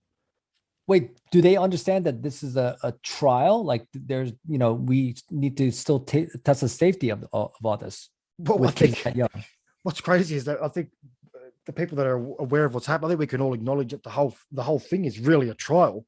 If we're looking at the mass scale of what's happening, they're still getting on the Australian government's website. They say we don't have long-term information. We can't guarantee you this, and this. We don't know exactly how much it stops the spread of the virus. They don't know a lot of things. Why don't they know a lot of things? Because it's still being studied. It's still going through trials. But unfortunately, we're the mice.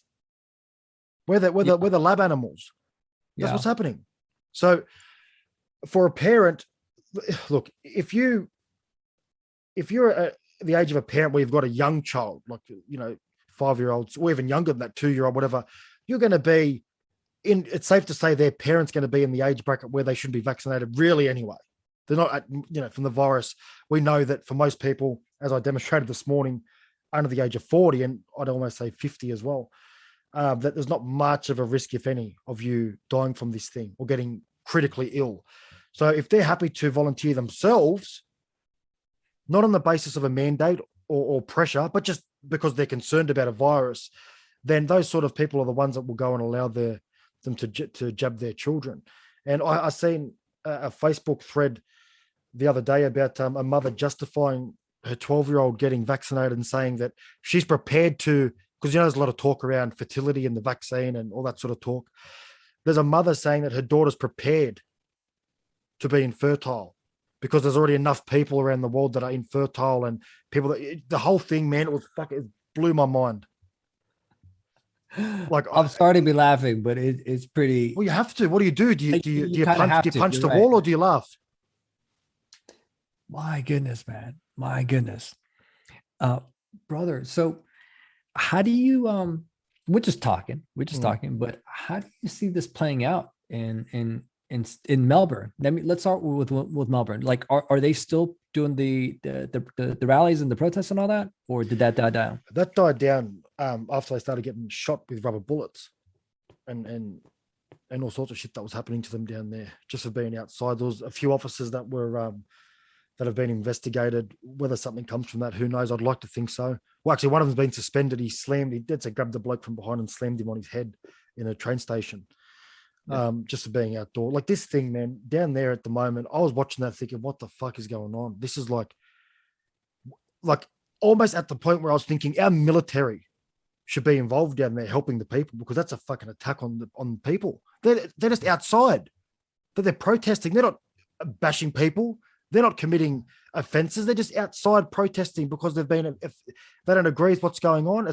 And Melbourne's been locked down for over 250 days, which is fucking outrageous. I don't know how they haven't all gone insane down there, to be honest. But exactly, brother, exactly. And that's the thing. When I talk to people about that here in the US, the fact that most people here don't care about tyranny to that level happening to it, and it's not even an Australian thing or a Canadian thing, or it's a human being thing. Yeah, this is basic human rights being violated, and it really hurts me that so many people, including people that are close in my life, just don't give a shit about it. And I'm kind of looking at them like, wow. I mean, it's so easy for these guys to say a couple of years back, oh, I can't believe all this shit happened in Nazi Germany. I can't believe that I would never allow that to happen here. Well, they'll still say that. Yeah. They'll still say that. They still say that? Of course they do. But yeah, but when it comes to the vaccine mandates and the way that the people are being treated, all of a sudden that's not the same thing. Yeah. It's the whole thing, man. It's look, I don't know how people don't see it from the point of compassion and empathy. Like, how can you not care? They're a human being. If they want to get vaccinated, who gives a fuck? If you're vaccinated, who cares if the next person isn't? Who cares? That just tells me you're skeptical of the own.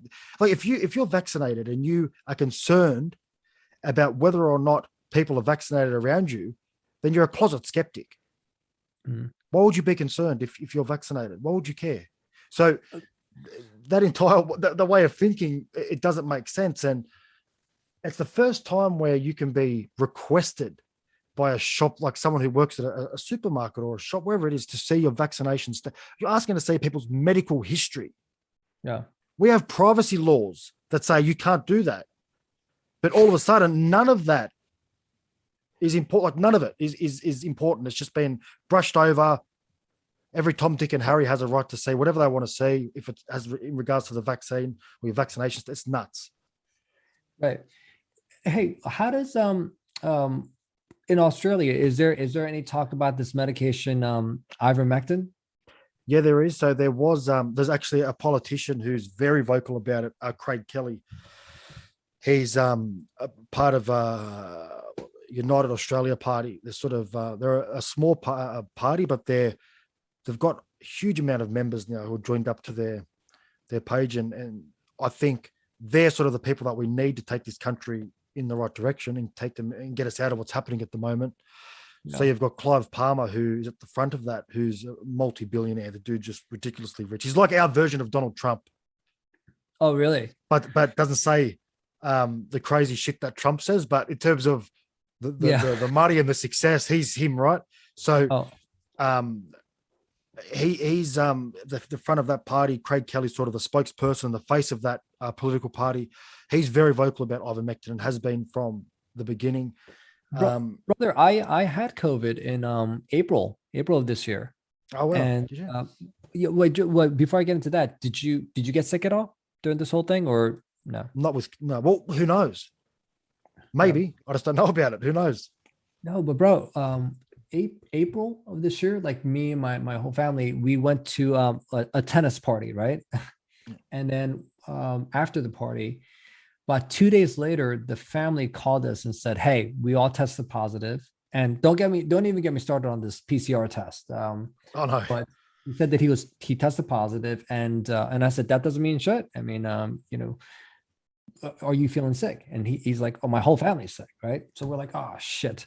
So then about 2 days after that conversation, the kids started getting sick. My wife and I started getting sick, and I happened to have some ivermectin on me. So I started taking that from that day onward. And I remember for like 3 days, man, like the symptoms are so fucking bizarre, bro. Like I've had upper respiratory infections before, and I've had like stomach flus, viruses before, and so on. But this, like the sharp pains that I would experience, like in my throat and my back, like the sudden wave of like fever and chills, like it was really bizarre. Like it felt like, and I don't mean to sound weird, and other people I spoke with experienced something like this, but it felt like a very synthetic experience. That's what I can say. But I did take the ivermectin. My wife did too. And, 3-4 days later, we were fine, and we were tired for about a month afterwards. So, when you have certain conspiracy theorists saying that COVID doesn't exist, it really pisses me off. Then you start looking like a complete lunatic when you start saying shit like that. But I experienced it, but I fully can attest to it for my personal experience that ivermectin really helped me out. And there's so many people coming out and saying, look, man, we had this shit and I took the ivermectin. Boom. What's interesting, brother, is the company that created ivermectin is Merck. Okay. Merck. And in America, it would cost about $26 for a treatment course for ivermectin. However, if you look on Merck's official statement, they will say that they're not endorsing the use of ivermectin for safety reasons and all this shit, which is a complete crock of horseshit. Yeah, because of course it's on the so it's one of the safest medications in the world. It's on the World Health Organization's like most essential medications list. Okay.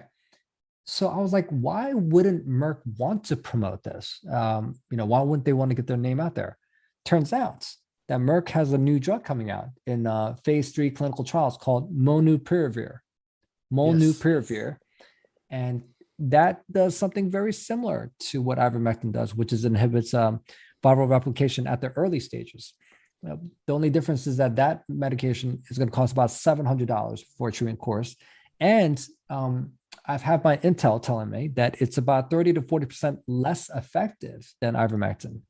So it's some shady thing, man. It really is. And so, some people might listen to this, especially those TikTok Australians, and they might say, oh, look at these guys talking some conspiracy shit. But I urge you guys, look that shit up. You guys have a fucking finger. I mean, you guys could lift your fingers, look this up, Google it yourself, and check it out, or check out my Telegram, or check out your Telegram. I mean, there's plenty of information out there. I wrote a blog only 2 hours ago about that new medication from Merck and what's happening. And I wrote about it because I heard about it from McCulloch. He was filling me in on it. But man, and Pfizer did the same thing. Like Pfizer's got a very similar drug as well. That is now. You know the name of it? I'll tell you in a sec. It's a dead set. It's called the where is it?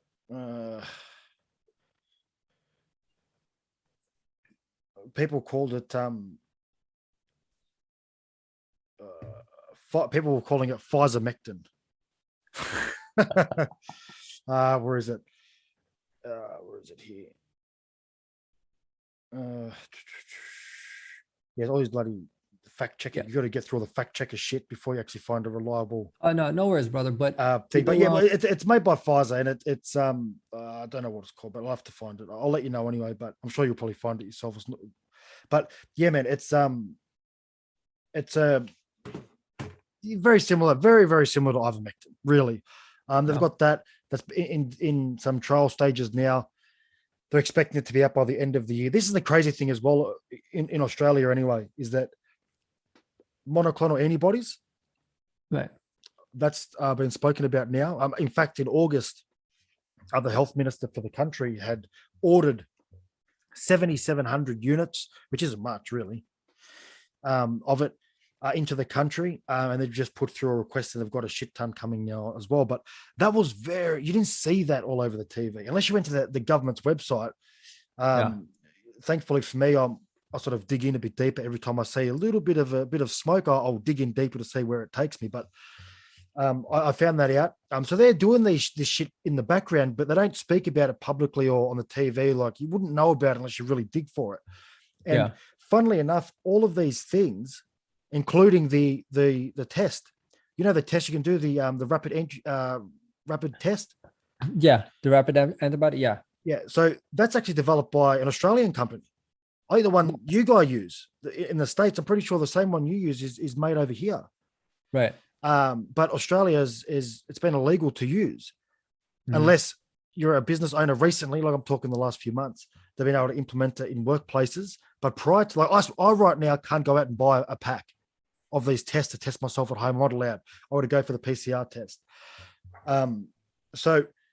But again, the health minister, by the end of the year, everyone will have access to these tests. Like, why the fuck is everything at the end of the year? And it just coincidentally, that's around the same time they're going to hit their vaccine targets, the 80%, the shit that the numbers they're aiming for. It's like, it's very obvious to me what's going on. But brother, once they hit the vaccine targets, then it's going to be the booster targets, and no one wants to talk about natural immunity. Yeah, I'm worried how it's going to affect people. Do we know?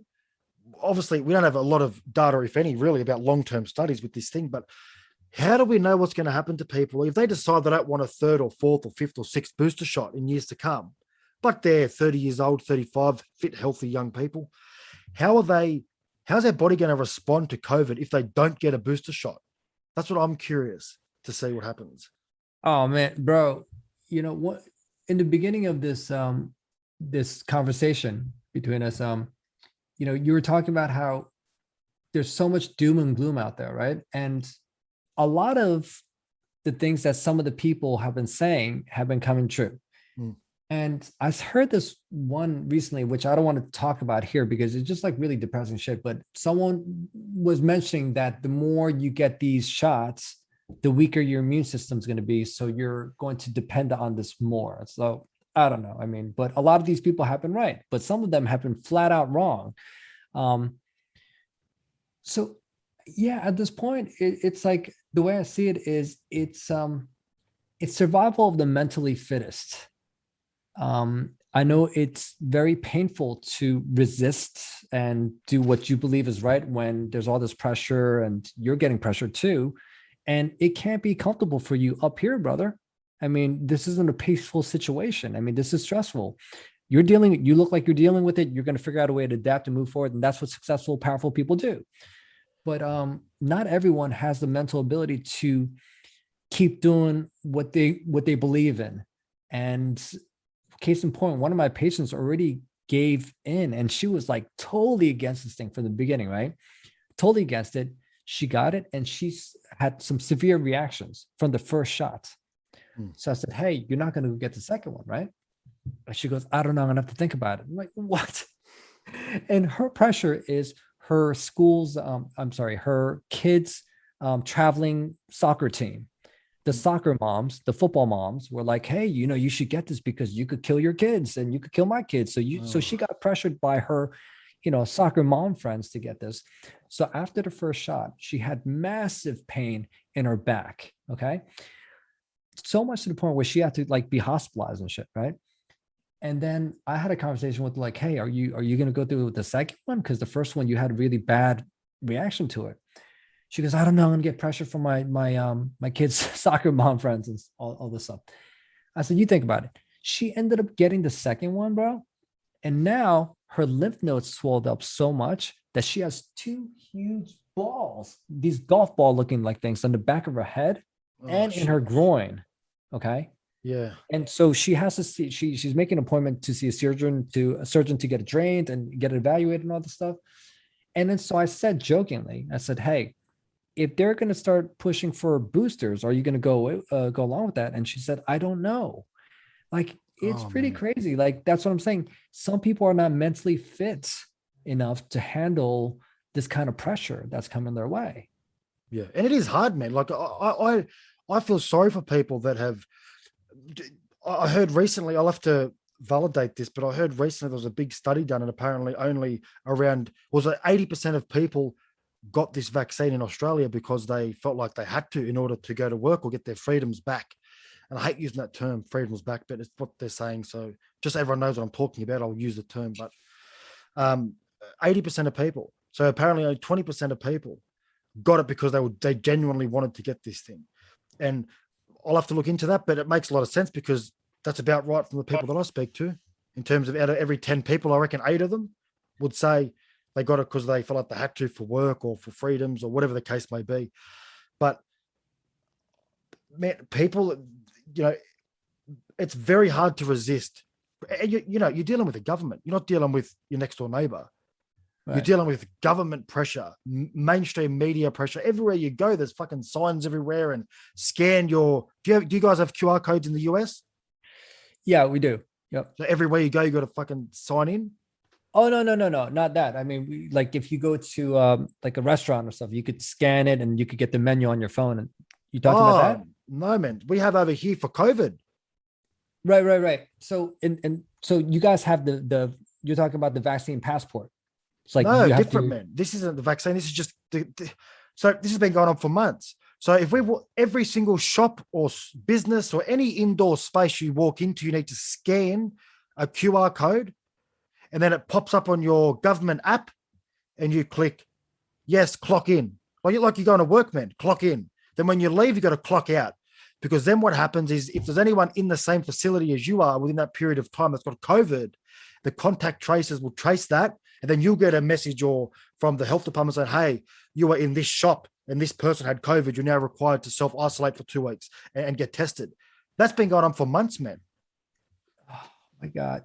And listen, I'm sure people might have sent me videos and posts on that. It's just really hard to keep up with the ludicrousy of all this. And also not to mention that America is going through bullshit too. Like I live in Pennsylvania, 30, 40 minutes away is New York City. Okay. And New York City is one of my favorite places in the world. And, a few weeks ago, my wife and I and our kids were there, and we were very excited to check out this Japanese like brunch place that we were really looking forward to going to.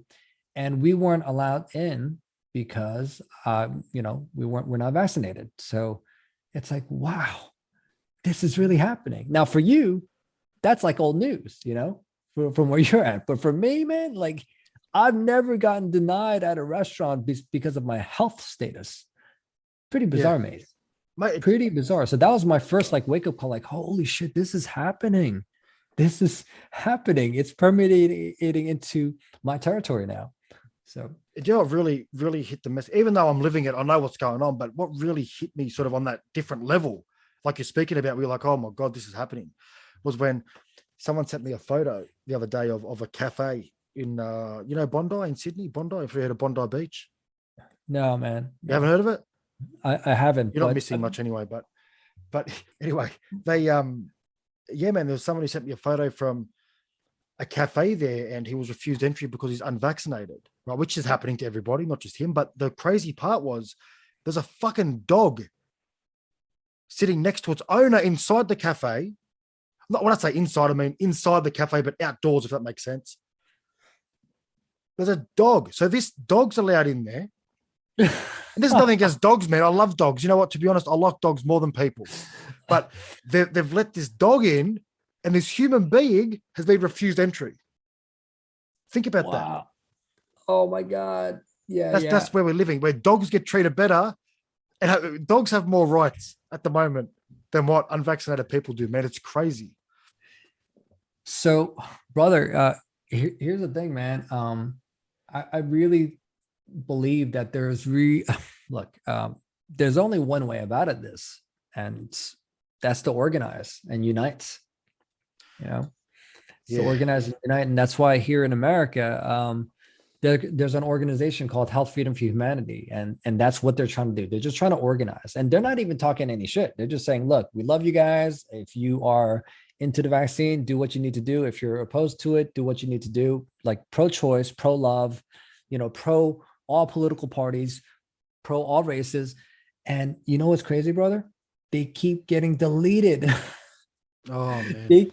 They try to have an event a few weeks back, actually this past week, and they ended up having the event, but for Eventbrite, which is like the service where you could actually purchase the ticket and stuff, they shut that down. Like it was crazy. They were trying to stop just the loving events from happening, from people just gathering and having lectures together and sharing love. That's what they don't want.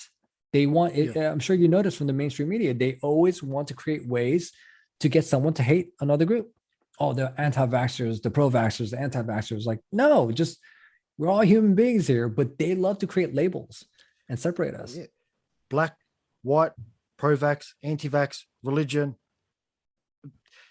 sexual orientation. They've done it throughout history, man. And when there's a terrorist attack, it's everyone against Muslims. They've done it for a long period of time with every issue they can. And we need to live in a space where, and I think what's happening at the moment really is just the end of what's been coming for quite some time, where so I got attacked the other day, which is not attacked, but over the internet, by a group who was saying that I was wrong for referring to the term, as you say, my body, my choice.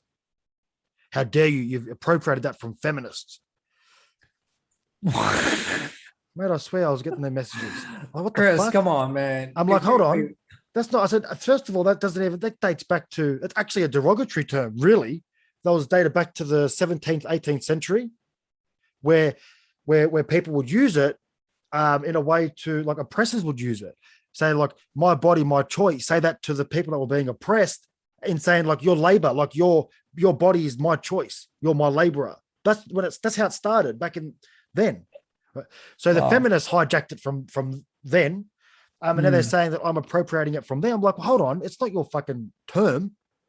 It's a term. My body, my choice. That stands for everything, not just vaccine or reproductive rights. And they're all noble causes. But you can't just say it's only for this. It's for everything. So that's where we're headed, where you can't, like, we need to live in a place where we can all have our own opinions and not be labeled for them. So we had this big thing a few years ago where they had, like, the same-sex marriage. They send a postal vote out to the people to determine whether or not, like, to see what part of society agrees with it and who doesn't. Right. And the vast majority come back as they're supportive of same-sex marriage. Now, the people that were opposed to that, and I've spoken from the beginning, and I've been very honest with my opinion about it, and I share that with everybody, is that I don't have a problem with same-sex relationships or couples, or if you're gay, do your thing, doesn't bother me at all.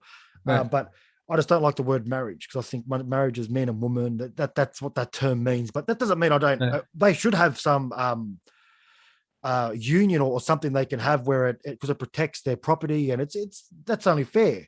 I don't disagree with that at all.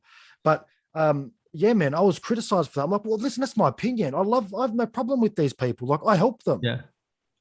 I'll be the first one to help them if I see them in need. Yeah. And I know many, and I've told them my opinion, and they've agreed. They've a few of them have actually agreed with what I've said. And we all got along, and we were accepting of each other's opinions, and we can move forward. But you can't do that. If you have an opinion that goes against something, you're a homophobe, you're a transphobe, you're this phobe, you're fucking vaxphobe. It's like, man, relax. I'm not phobe anything. Yeah, it's pretty crazy, like how when I go on my Instagram lives, the magnitude of shit that I'm talking, and so far people haven't really, like, got on me for it. But I'll say some. I mean, look, I've been very open about how I feel about China. But I feel like I could do that because I am Asian American. So I feel like I could get away with that. Yeah. But are you aware of this comedian Dave Chappelle? Yeah, man, I love Dave Chappelle. I watched his most recent special. I watched it before it got canceled. I knew it was going to cancel. I'm like, fuck, I need to quickly watch it. Bro, like, you heard that crazy thing that happened, right? I mean, he made certain comments, and dude, they're all over him. Did that show get canceled on Netflix? Well, it was going to. That's why I was like, shit, I need to. That's why I watched it really quickly before, because, oh man, it'll be gone very soon if it's not already. But, well, I mean, in your honest opinion, I mean, because I haven't seen this, I just saw little clips from CNN. But was it as bad as they made it sound out to be? No, man. Look, did he go pretty hard into it, or he did go hard into it? But there was, you know, I can't look at that I can't look at any stand-up comedy and get offended. I don't see them. I believe every action should be judged on its intention. If you're actively going out there and finding people that belong to that LGBTQ community, and going out of your way to hurt them and just be rude because you're a fucking idiot, or you're just, you should be called out for that behavior, because we don't need that. But if you're someone like Dave Chappelle, who's in the game of comedy, like, it's his job to make people laugh. Right. I think there should be a certain extent, a bit of common sense, and realize that the guy's not doing it to hurt anybody. That's not what he's doing it for. But agreed. Yeah, man. Bro, if you check out any of, like, Eddie Murphy's, oh, wait a second. Can you see me? Yeah. You froze for a bit, but I've got you back. It's all right.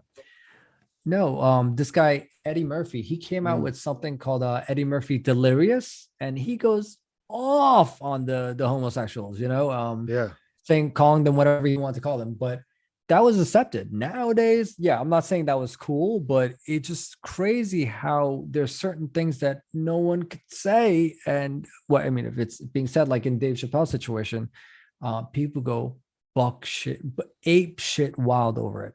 And it's like, especially getting that kind of media attention and that kind of slam on Dave Chappelle, man. I feel for him because I know he's a sensitive dude, man. Like Yeah, and he's a good guy. Before, he's a good dude. And before, like when he had the Chappelle show, I know that he had to take a mental health break. Turned out all this money. I think he moved over to Africa for a little bit. My understanding, wasn't it? And then he came back or so. Like, don't quote me on that, but I know he just like took time away from TV life and just disappeared for a bit and came back. Had to take a mental health break. So this can't be, a good situation for him. I know that like even like on something as small as like one post that I made where someone really disagreed with my opinion, and I had 3,000 people like message me telling me that I'm a piece of shit for me hanging out with a politician who is pro the vaccine mandates. But I was hanging out with the guy and I posted, and a lot of people were upset. And I got to tell you, man, that was very unsettling. Like, I think I'm pretty mentally tough, but when you have thousands of people telling you how much they despise you, like it's not easy to handle, brother.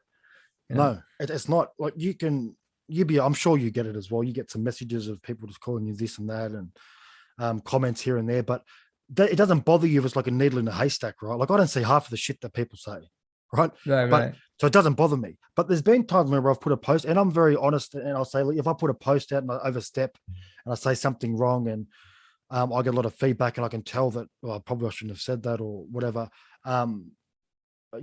I'll accept that I've made a mistake and I probably shouldn't have said that, or I need to look more into that or whatever. And yeah, it is what it is. But it is unsettling when you just get bombarded with, what are you doing? That's not cool. And you get called this. It's not easy. It's probably unsettling when you make a TikTok video and then the police show up at your doorstep a week later. It's very unsettling when I thought, I don't know, don't we live like freedom? We have implied freedom of speech in this country. So I know you guys have freedom of speech. We don't. We have implied freedom of speech. It's a little bit different. Yeah, it is different. Where now that's where we're having a lot of our issues now. But yeah, we have implied freedom of speech. So it's sort of, it's not on paper, but we get away with it. But now they're starting to change a little bit where people are like, hold on, I can probably get him for saying this. And mate, I had a buddy of mine who I had on the podcast yesterday. I do a few lives with him, Matt. He's pretty big on Instagram. I have 300,000 followers. He'd be what you call like an influencer. Wow. He's a personal trainer. Very good guy. We speak daily. He was arrested and charged a few months back for taking a sign off a playground. They closed the playground down, outdoor playground. Taking a sign off the playground? Yeah, man. So in Queensland, he lives in Queensland. They closed down all outdoor playgrounds during COVID a few months ago. And when I say during COVID, I mean on the day that he did that, there was, I think, 16 cases in a state recorded. Wow. 16 in a state full of millions of people, 16 cases. So he took a sign down off the fence or off a pole or wherever he took it from. And he's very big on mental health, and he knows the damage it's causing, these lockdowns on especially children. And he's a personal trainer, so obviously he understands the importance of fitness plays in mental health and all the rest of it. So he was upset, ripped the sign off and put it in the bin. He goes, this is, and he made a video and he live streamed it or whatever he did. He said the playground's closed, and he put it in the bin and said, now it's open. He was charged for stealing. Anyway, went to court and there was a bit of a deal with the police, and he spoke about it on my podcast yesterday, so I can speak about it. A bit of a deal where if he denounced his behavior publicly, they would drop the charges. So they're blackmailing him. What's his handle? What's his name? Matt Fox. His name is Matt Fox? Matt Fox, yeah. Why does that name sound familiar? Okay. Yeah, you would see him on my stuff. If not, I'll send you his link. But yeah, man, he did that, and mate, the senior sergeant did an interview with a news outlet here, and referred to him as a radical, like radical behavior. Oh my goodness! So this is where we're at. Hey, crazy, man. By the way, yeah, I'm gonna have to leave soon because I gotta eat. I No, haven't man, that's eaten all dinner good, yet, man. brother. No dramas. But can I ask you, has like, how do you see Pete Evans with this whole situation? Is he still kind of speaking up? Has he kind of laid low? I haven't really been keeping in touch with Pete, but Yeah, from your perspective here, I is he don't, still speaking up? well, Pete hasn't got, I think he's been banned off social media. He is, So but he's on Telegram. He's very active on his Telegram, but he speaks about a lot of things, not just that, but a lot of things. And I listen to him. I read what he's, I don't listen. I read what he says anyway, and I take it on board because I know the guy said a lot of shit that's right. right. So, But is yeah, he? But my understanding was that he's running for a political position. I haven't heard that. Really? I thought he was running for something before. So I don't know if that's still I'd the have to, case or it not. may be, I have to follow up, but yeah, I don't talk to him. I've reached out to him to get him on the Yeah. show, but I don't speak to him. But I'm sure I'll look it up and I'm sure I'll set something up. But it wouldn't surprise me. I don't think he'd be that bad, to be honest. I think he'd do a good job. Yeah, I think so too. But I just think that with so much attack, every move he makes, they don't want someone like him to speak up. He's got clout, he's got power, and they're trying everything they can to diminish his power. Well, So he'll, you know what? If he was in power, I can tell you the first thing that would happen. We'd have a fucking healthy country. We'd have people dieting and exercising straight away. doing cryotherapy, right? I mean, just taking care of Oh, themselves. And he's a very spiritual dude too. yeah. Very smart guy. Um, yeah, I feel for him. I know that he was going ham before in terms of like just speaking up for the people of Australia, basic human rights. But I think after so much of the attack, he kind of had to like take a step back, reassess the situation. So Oh, I yeah, wish him well, man. it's hard to see how he's going because he's been censored. So the only way you can, I know he's on a podcast, which I need to really start listening to. I'm sure there'll be a lot of shit on there to be interesting, but yeah, it's hard to keep up with people like him, man. It's unfortunate because these people are only sharing their opinions, and a lot of the time they're right, even if not now. Eventually, they're proven right. So yeah, man, crazy times. Yeah, yeah. Brother, I wish you well, man. I wish you and the people of Australia well. Just know that whatever you guys are doing, there are still humans who actually give a shit out here in America watching you guys and really, supporting your moves. The best I could do right now, man, is aside from trying to protect our freedom too. I mean, we're fighting here too, okay? Yeah, But not to the magnitude that you guys are at. But I think my best contribution is if I could do something to crack some people up, help some people think, help inspire them through some of the videos and my content. I think that's the best thing I could do. I wish I could do more for you guys, man. definitely, man. But you know what I'll do? I'll link all your profiles up when I release this. I'll get this out quite soon.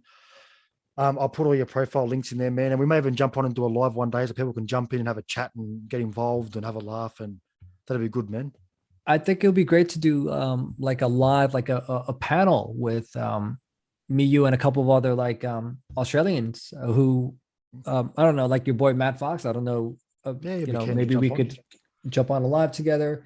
And one more, we need another badass Australian, like maybe Voices for Victoria. Yeah.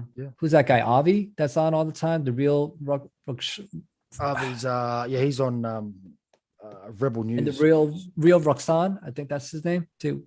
Yeah, There's some, then you got, man, he's a good guy, man. yeah. He's doing some great things at the moment. You down should in try to get Victoria. him on your show. Definitely, man. I reached out to him the other day and just thanked him for the work he's doing, and he got back to me. And yeah, man. So we're been in the same space together from the beginning. So, yeah, man, definitely, we need to do more of this. But as I said, man, it's important. It's a good thing I get doctors like yourself on, and just because it's not going to happen here. Yeah. The doctors are too afraid to speak here, man. So look, I appreciate you being on, man. Really, thank you very much. I appreciate you, brother.